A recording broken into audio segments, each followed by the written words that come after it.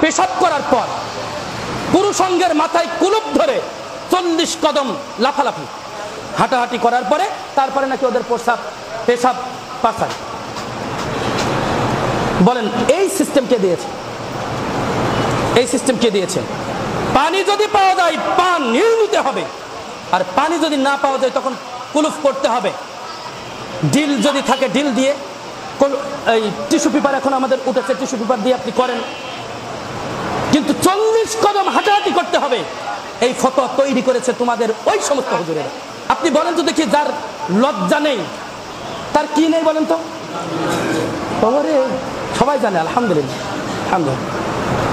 আল হায়াউ শুবাতুম মিনাল ঈমান, লজ্জা হচ্ছে ঈমানের অঙ্গ। যেই ব্যক্তি পুরুষাঙ্গের মাথায় কুলুপ লাগিয়ে মানুষের সামনে লাফালাফি করতে পারে, হাঁটাহাঁটি করে পাস করতে পারে, ওর লজ্জা বলতে কিছু আছে? কত বড়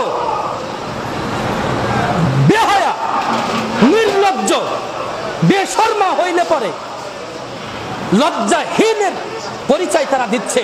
যার লজ্জা নেই তার ঈমান নেই বলেছেন নবী মুহাম্মদ রাসূলুল্লাহ সাল্লাল্লাহু আলাইহি ওয়াসাল্লাম।